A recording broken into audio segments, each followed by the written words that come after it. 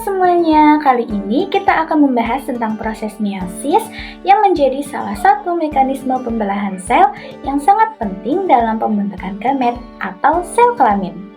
Yuk kita simak penjelasannya. Kalian tahu nggak sih meiosis itu apa? Meiosis itu adalah proses pembelahan sel yang terjadi pada organisme yang berkembang biak secara seksual. Proses ini menghasilkan 4 sel anak yang masing-masing memiliki setengah dari jumlah kromosom sel induknya.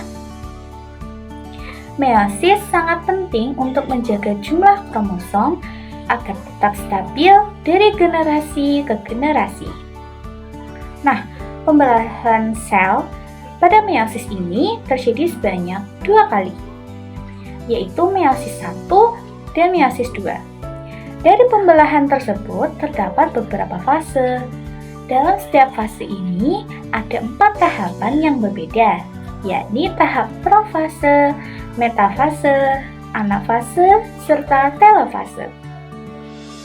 Kalau mau tahu, yuk kita bahas lebih lanjut lagi. Pertama, kita akan membahas meiosis 1. Yang pertama ada pada tahap atau fase profase 1. Fase profase 1 terdiri dari beberapa tahapan antara lain leptoten.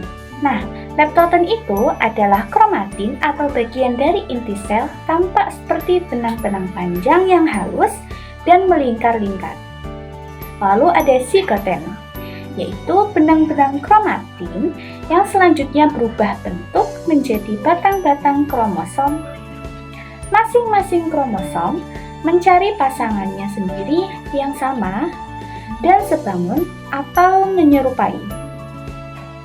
Selanjutnya ada pasiten, yaitu kromosom homolog yang terbentuk terdiri dari 2 kromatid. Mereka kemudian membentuk bivalen dan selanjutnya menjadi haploid.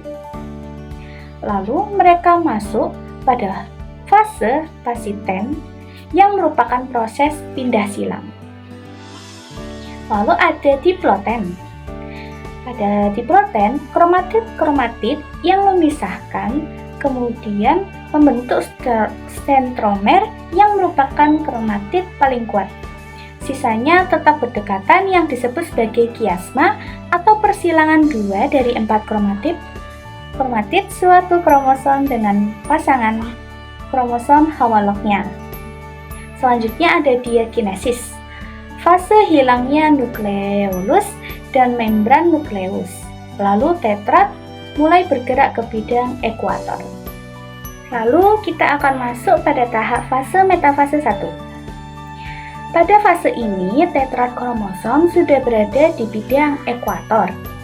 Selanjutnya di bidang ekuator, benang spindel atau mikrotubula melekatkan diri pada setiap sentromer kromosom. Ujung benang spindel yang lain membentang melekat di kedua kutub pembelahan yang berlawanan. Selanjutnya kita akan memasuki fase anafase 1. Pada fase anafase 1, kromosom homolog yang berisi 2 kromatid kemudian ditarik oleh benang spindel. Tujuan fase ini itu untuk membagi isi kromosom menjadi bagian diploid dan haploid. Nah, fase terakhir pada meiosis 1 adalah adanya fase telofase 1. Kromosom homolog yang sudah membelah melalui 2 fase, yaitu sitokinesis 1, yaitu proses pemisahan kromosom homolog menjadi 2 sel. Lalu fase interkinesis, yaitu tahap di antara 2 pembelahan meiosis dengan kandungan DNA rangkap. Nah, yang kedua kita akan membahas pada meiosis 2 nih. Yuk simak terus. Setelah tahap meiosis 1 dilanjutkan dengan meiosis 2 pada fase profase 2. Pada fase ini, kromatid kembaran masih melekat pada sentromer kromosom.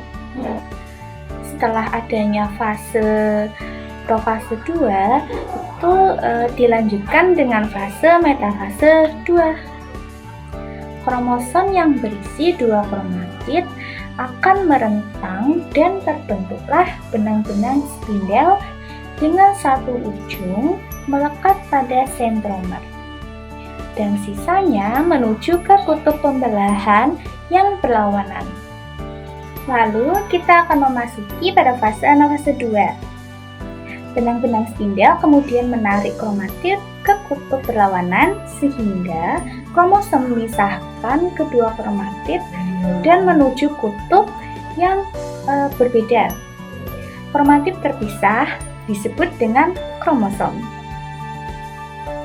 Sebagai penutup dari meiosis itu, kita akan memasuki pada fase telofase 2. Kromosom dari kromatid yang terpisah mencapai kutub pembelahan dan melahirkan 4 inti yang mengandung setengah pasang kromosom atau bisa disebut juga haploid dan satu salinan DNA.